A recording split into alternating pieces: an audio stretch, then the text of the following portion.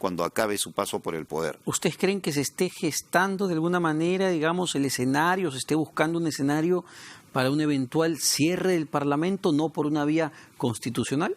Fíjese, yo creo que con lo vivido, y él creo que tiene la edad suficiente como para recordar 1990 y el 2000, los resultados o las consecuencias no son inmediatas, pero sí la historia no olvida y la ley tampoco.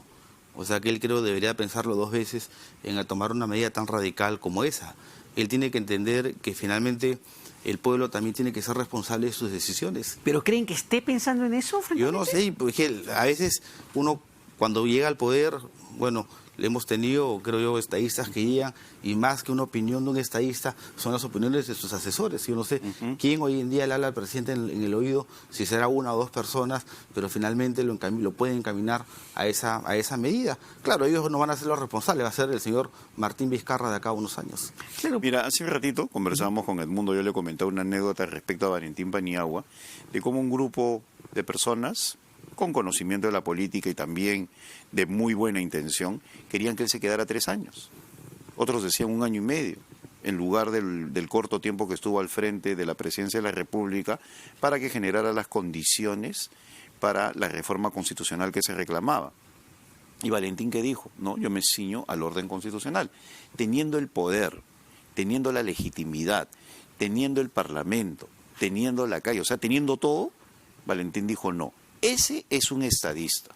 Quienes dicen que el siglo XXI no tiene estadistas, etcétera, etcétera, olvidan la figura de Valentín Paniagua, que inició con muy buen pie ese siglo XXI y entregó el mando en ese sentido. Claro, pero en este caso Vizcarra no quiere quedarse ni 2 años ni 3 años, él, todo lo contrario, yo hablo del orden quiere constitucional, irse. por eso no te hablo de periodos. O sea, él quiere irse, pero no por un propósito noble, de ninguna manera. Él sabe perfectamente que en estos 2 años es demasiado tiempo para que él continúe con un Congreso sobre el cual no tiene ningún tipo de manejo. Entonces no respeta el mandato del pueblo y lo que quiere es convocar elecciones para que humalistas, Verónica Mendoza, que son los más entusiastas en estos momentos y que están allí en la calle, puedan tener cierto nivel de representatividad en el Parlamento y obviamente convertirse en una especie de subbancada, el mismo poder tener una agrupación política pero con vamos, la cual aliarse. ¿no? También, congresista, perdóneme, hay un grado de responsabilidad enorme de este Parlamento que se ha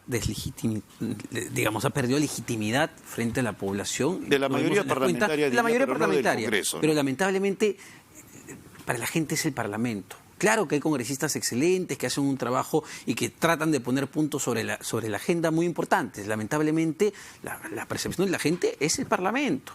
Entonces, vemos que esto no ha cambiado en los últimos años. ¿Qué le puede hacer pensar a la población, al ciudadano de a pie, que esa relación va a mejorar en los siguientes meses? Bueno, la presencia de Pedro Lechea y de una nueva composición parlamentaria en la cual el fujimorismo ya no tiene mayoría absoluta, yo creo que es un elemento de confianza para la población y se está viendo en diversos estamentos, entre ellos el de la Junta de Portavoces y los propios resultados. El fujimorismo ya no tiene la hegemonía que tenía antes. Bueno, todavía tienen alianzas importantes, pero ¿no? una Como alianza en la cual hay mayorías. grupos políticos que marcamos distancia cuando es necesario, como el grupo parlamentario Contigo. Yo creo que esto es recién empezado y el presidente no puede decir, ya pasó un mes y no han hecho ni una ley. Pues eso es populismo. Populismo porque él sabe perfectamente que en este primer mes empieza la recomposición de las comisiones, el trabajo parlamentario, y él no puede salir con ese tipo de aseveraciones ante la opinión pública en un claro propósito de querer desprestigiar al Parlamento.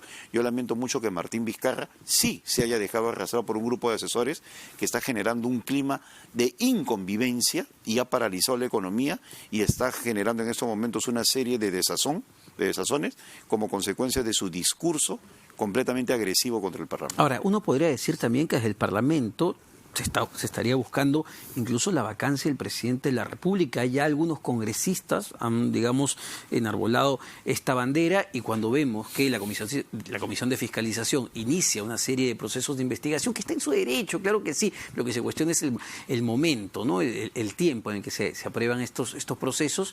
Bueno, se está activando quizá los mecanismos. Yo no creo que eso vaya a ocurrir, pero lo que sí me gustaría es un poco complementar lo dicho por Juan. Efectivamente, fuera de todo este entorno político político este malestar que ha generado el presidente. ¿Por qué le ha generado finalmente esto? ¿No? Pero se decía que con PPK no iba a ocurrir también, ¿ah? No, que la política sea monotemática. Qué feo, ¿no? Que la política sea monotemática, y él parece que es así, porque a donde va y le preguntan sobre la carretera, el puente, la escuela, la anemia, salud, contesta siempre, su respuesta es el tema de adelanto de elecciones. Fíjese, y a eso hay que añadirle algo. Yo creo que más que la falta o la capacidad de poder convivir con un grupo opositor, cosa que yo desde acá quisiera un poco especificar y aclarar al primer ministro en comparar a Martín Vizcarra con Fernando Belaúnde. Fernando Belaúnde, en ese quinquenio que estuvo, caramba, tuvo las gallas y la valentía suficiente, no únicamente para combatir o estar al frente de un congreso opositor, sino para hacer gestión.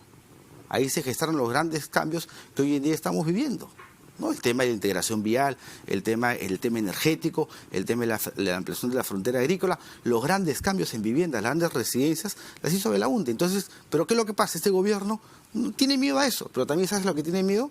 Es a la falta de capacidad de poder gerenciar, de poder ejecutar. Usted ve la ejecución de los ministerios, no llegan al 50%, cuando deberían estar a la altura del mes de septiembre, mes 9, en un 75%.